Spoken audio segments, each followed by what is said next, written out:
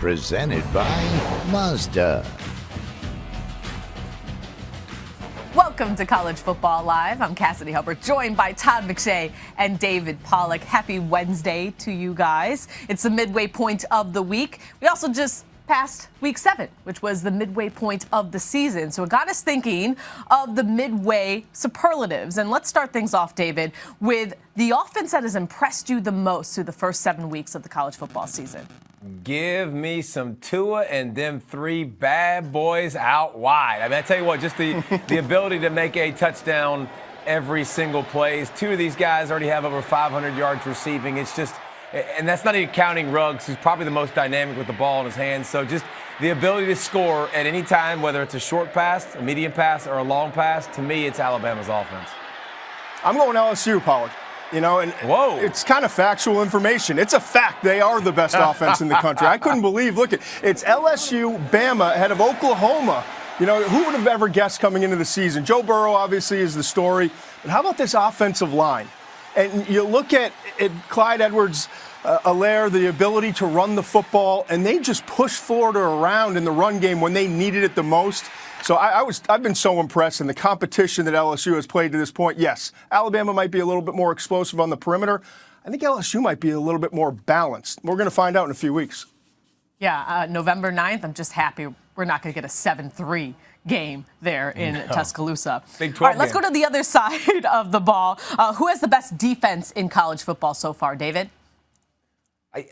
Is this debatable? I mean, it's got to be Wisconsin. Like, I mean, they give up 4 touchdowns through the season. They've scored 4 times themselves. I mean, they lead in almost every statistical category. Orr and Bond have been absolute animals, and they've just dominated and suffocated opponents. Jim Leonard's done a great job as a DC. I don't know how Wisconsin's not the answer with how they've dominated. Even if it hasn't been the greatest competition, to dominate that level is just, it's unheard of. It's stupid. 4 shutouts in 6 games. I love it.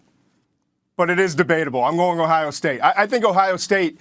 It's not debatable. If I had to trust one defense in a game head-to-head, I'm going with Ohio State. We got better players, bud. We got better.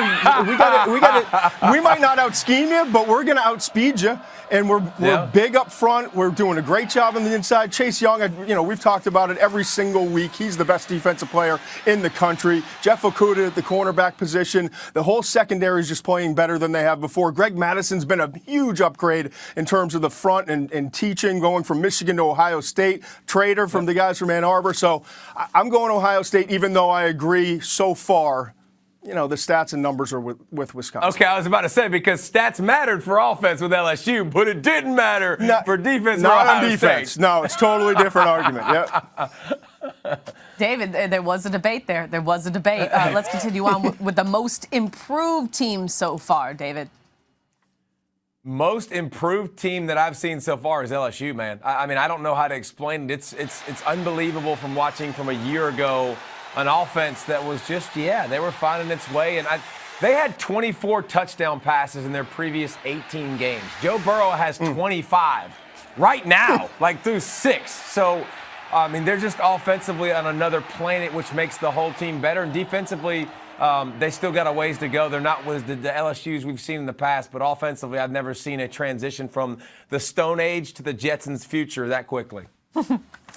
I can't agree with you anymore, but kind of going off the radar, I'm just going to give another team Baylor. I mean, look at what Matt Rule has done with this whole program, man. I mean, you're talking about 1-11 in 2017, 7-6 a year ago, getting to a bowl game and winning a bowl game, and then this year coming out and they're 6-0. I had that Iowa State game. They dominated Iowa State for 3 quarters, and then it was almost like they were afraid to win. And you can just sense the culture changing. They figured out a way at the end to win that game. They've got a big one this week against Oklahoma State, and they probably don't match up very well. But to be 6-0 at this point of the season with what they have and what they've been through as a program, I'm so impressed with what Rule has done with Baylor. Well, as you point out, notable improvement can be attributed to the head coach. So, David, your thoughts on who's been the best head coach so far this season? Give me some Herm Edwards, because you play to win the game. I mean, you talk about the turnaround. First of all, there's 2 reasons why, by the way. One, because he recruited Jaden Daniels, who's an absolute freak show. Love him. Going to be the next big thing in the Pac-12.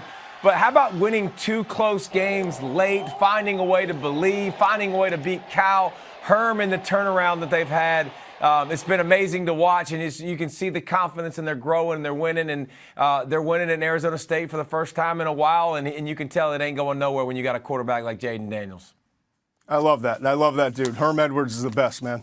But I'm going to go with Sonny Dykes, just throw him out there, SMU, what they've gone through. I mean, you're talking about the Pony Express, going back to 1982, since they were 6-0 at this point in the season. Eric Dickerson, Craig James. It's a whole different deal now, but SMU is playing with a lot of confidence. And Sonny Dykes owes the previous regime. They had a lot of talent when they took over this program. And the transfer portal, bro. Like, come on down. Transfer portal, absolutely. We need one. I don't know how we don't have a camera in the locker room to watch Herm Edwards every single weekend, because I'm trying to see what his pump-up speeches are like every week. So we've had 7 weeks of football, meaning we've had 7 weeks of awesome moments. But, David, what's been the best moment so far this season? Well, I tell you what, when I think, first of all, we always think football, and that's the first thing that comes to mind, like what team won the big moment, whether it be Pitt and whether it be UCLA and Washington State. But for me, like, the best moment was Blake Anderson going to Sanford Stadium. Like, that was one of the coolest tributes and one of the coolest things that I've seen. The Georgia fans put on a show for him, that you saw Rinaldi do the piece on him and what it meant to him and what he means to his team and stuff. That was just when I think about this year and the biggest moment so far, to me, that was the biggest moment of the year. How am I supposed to follow that up, man? I mean, you win here. You win this category. I'm just going to tell you a quick story. This is a weird one, kind of off the radar, but Pitt, UCF. UCF had just pounded Stanford. They've been on such a run. I get home from a flight and sit down, and it's like 2 minutes left. And all of a sudden, they're coming back, and Pitt gets the ball, 56 seconds left. They go Wildcat, and then they run the reverse off of it, and then they throw it to their quarterback for a touchdown to win. Again, 56 seconds left in this game. The stadium wasn't even full, but it felt like it was a packed house, it was like a Baton Rouge night. It was wild, and it was fun to watch Pitt knock off a UCF program that's had so much success the last few years. That was an awesome game. Especially in those unis. Those may be one of the best unis in all of college football. Lastly, let's get to the most absurd so far. David, what were you thinking moment so far through week 7? I have been around football since I was 4 years old, and I have never seen what Georgia Tech did. Like, I don't know what this was. They were lifting weights on the field before the Clemson game. And guess what? It didn't work. It didn't help. I've seen the foam rollers. I've seen that. I've seen the stretching, but bicep curls for the girls and deadlifts, and I've never seen that before. It's the craziest thing, and it didn't work. We're going to be tougher. We're going to be stronger, but we're going to be exhausted come the third quarter. I mean, that's the whole plan. But we're going to look good in our unis, baby. Let's go. Oh, yeah, man. I'm going to go with the craziest game I thought all year long. I remember I was sitting in a restaurant waiting for a red eye, and I thought ESPNU maybe on one of the screens was running a replay of this game. Talking about Washington State, UCLA. UCLA is struggling, obviously. And Washington State's not playing as well as they want to be either. But for UCLA to come back in this game, it lasted like 9 hours. I couldn't believe it was still on, and the amount of points. This was a fun one to watch, but it was crazy. I just didn't understand why it was still on. It felt like 2 in the morning when I was watching it, getting ready to board a plane back east. When Washington State's up 28, by the way, Cassidy, they could have literally probably taken a knee the rest of the game and finished out that game with a win. Instead, they gave it away like a nonprofit. Just fumble. Here you go, take this. Don't worry about it. I was going to say my takeaway from these first 7 weeks is that Todd watches a lot of games at restaurants because I think that's the second restaurant story that we got. Yes, that's exactly right. We live in airport bars. Before we go, I do want to get your thoughts on the midway point Heisman race because of course we do, David. Who is your Heisman pick right now? Give me Joey B, baby. Let's go. Joe Daggum Burrow. I mean, At Texas, a top 15 team in college football, going tit for tat with Sam Ehlinger. He had to put up a bunch of points. Against Florida, same thing. His passing game made Florida play pass, and they just pounded him in the running game. Just Joe Burrow has been freaky with his completion percentage, with his down the field passing, with every part of his game has been unbelievable. So give me Joey B. Joe Brady comes in, changes the scheme. This guy is playing with confidence. There should be a 30 for 30 on this at some point.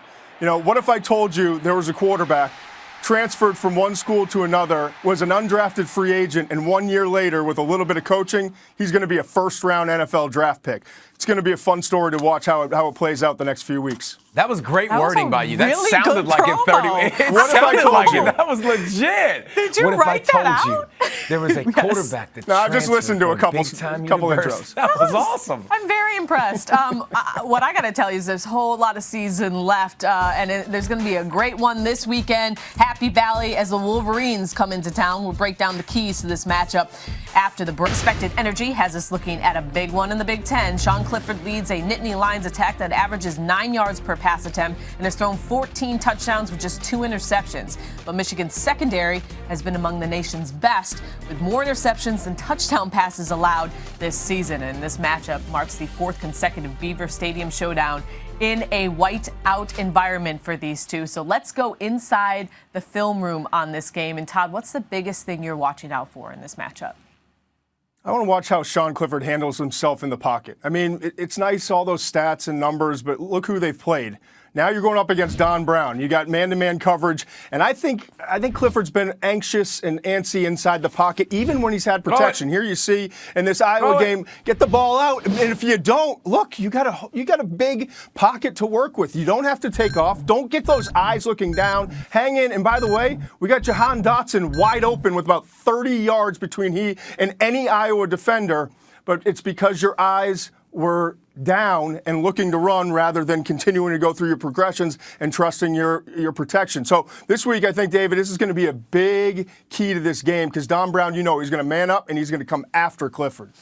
Yeah, that was the second play of the game, wasn't it? Literally, I remember taking that down. And then the third, it set up a 3rd and 15, and he got sacked again, and the drive was over.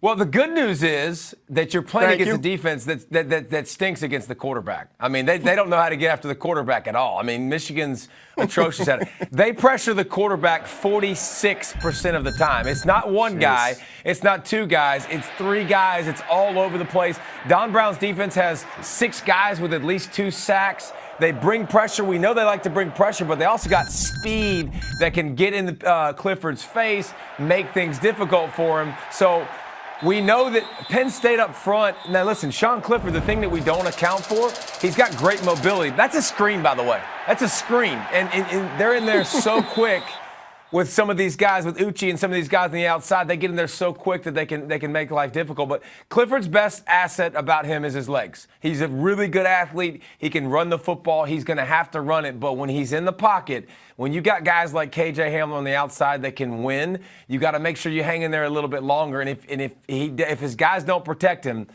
this is a low-scoring game in Happy Valley, by the way. I don't think you're going to get a ton of points. I was going to say, and Penn State fans, don't get upset. We focus on one side of the ball here. It could be the same kind of fiasco on the other side of the ball with that defensive front for Penn State, which is ferocious versus an offense that slowly getting a little bit better, but I haven't bought into Shea Patterson and what they're doing offensively yet for Michigan.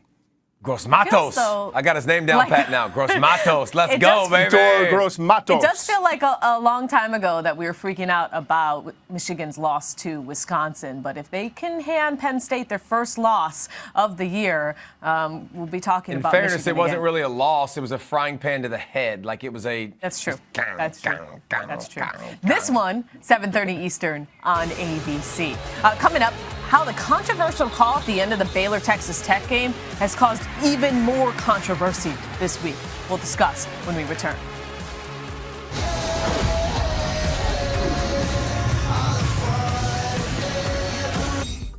Time Time now for What's Your Beef, brought to you by Old Trapper. And Texas Tech certainly has some beef with the Big 12. On Saturday, Baylor appeared to fumble in overtime versus Texas Tech, and the Red Raiders looked to have recovered. But the play was ruled an illegal snap, and Baylor kept the ball and went on to win in double overtime. Texas Tech AD Kirby Hocutt emailed with the conference Saturday night and was told the officials made a mistake, but that the conference does not publicly acknowledge such things. Now, Hocutt then released the following statement, quote, "It is important to state that we have been in constant communication with the Big 12 Conference office from the immediate end of the game and throughout Sunday regarding the illegal snap call in the first overtime. It has been confirmed that the ruling on the field of an illegal snap was incorrect. The play is not reviewable by rule because it is a dead ball judgment call by the official." Now, the Big 12 was not pleased and fined Hocutt $25,000 for publicly criticizing the officiating. So, David, what's your reaction to Hocutt's statement and the subsequent fine? Well, before the statement, I think it's really important to point out that it was a horrible call. I mean, it was bad. Like, I don't even know how to defend it. It was very, very obvious, and Texas Tech won the football game. I mean, they recovered the football. The game's over. So this comes from a place of, obviously, you'd be upset. But I didn't think Kirby Hocutt attacked anybody. I thought he said the truth. And guess what? Why can't we be transparent? Like the Big 12, guess what? Everybody at home knows y'all messed up. Everybody at home, even the people who don't even know how to play football, knows that you messed up that call. So why can't everybody else know it? Kirby Hocutt deserves no blame, and he deserves no fine. So why is it the Big 12 gets to have a lack of accountability? You know, coaches have to go answer for what they did, the plays that they called. Players have to go answer for the mistakes they made and the things they did. Why is it that the Big 12, this conference, has decided, well, we're not going to be transparent. We don't have to be accountable. We'll talk to the teams specifically. I think you handled it perfectly, David. I don't have a whole lot to add to it, except for the fact, and you know this better than anyone, we get caught up in the rules and we get caught up in the results and the standings and the rankings. Sometimes we forget like what they were doing in August, all these players, how hard they've worked to get to this point. And you go win a football game that you've grinded out on the last play, and you are told by a referee with a bad call, sorry, we're taking it away from you. That's hard to live with, man. And I think we forget about that sometimes. And hats off to Hocutt for putting it on the line. And he's going to pay $25,000, but everyone in that program is going to respect him for what he did.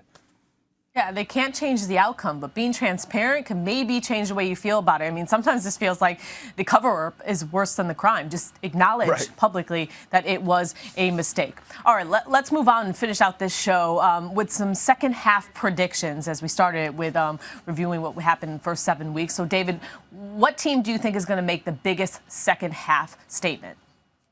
Quack, quack, quack, Mr. Ducksworth. Quack, quack, quack. I love the Ducks, baby. I'll tell you what, listen, it hasn't been the offense. It's the mindset, but more importantly, it's the defense. You're talking about you go literally a 5-game stretch where you don't give up a touchdown. I mean, you're talking about a group that has adopted exactly what Mario Cristobal is, who he is, what he is. Dude was an offensive lineman, and you can tell the physicality of this team is way up, and the temperament. Just absolutely love watching them. I think they have a good chance to run the table. I love that call. I wrote down Oregon, Missouri, and I went with Missouri because I just love the fact that they lost that opener to Wyoming. And Barry Odom, I think he's a perfect fit as a coach at Missouri. What he's done, he's a really good defensive coach, and he's becoming a really good head coach. They've reeled off, 5 in a row since then, 5 or 6 in a row. They're playing with a lot of confidence. They're in the top 20 nationally in both offensive scoring and defensive scoring. You got a balanced football team. They've got 2 weeks coming up, Kentucky, Vanderbilt, you can get a win, and then a bye before that little gauntlet of Florida and Georgia. It's going to be interesting to see how it plays out for Missouri. Okay, so those teams have some good stuff to look forward to, according to you two. But which teams are going to suffer a second-half collapse, David? Well, first of all, congratulations, Minnesota, for being where you're at. There's no reason to not brag about that. And listen, they're going to be 7-0, and they're going to be 8-0. So pound your chest, Gophers. Then you're going to lose 3 out of the last 4. But that's okay. It's still a great season. It's not your fault. Penn State, you're going to lose. You're going to lose to Iowa, and you're probably going to lose to Wisconsin. So I think they lose 3 out of the last 4. But, I mean, still a great season, bro. You're looking at my notes, man. You're looking at my notes. Let's save some time. We got one more category to go. You said it all. Go ahead. I agree. Minnesota's the one. Oh, good luck. Okay. Row that boat. Look at Todd producing. Then let me keep it moving. We won't have video for this, but what's the one game you're most excited about in the second half? I'm going to jump David on this one. LSU, Bama, shootout. It's no 9-7 like the old days. Let's go. We got a whole different world now in the SEC, and I love it. 90-78. Let's go, baby. Let's go. High scoring. Big 12 in the SEC. Todd was looking at your notes now. That's coming up. Week 8 is this weekend. Thanks for watching.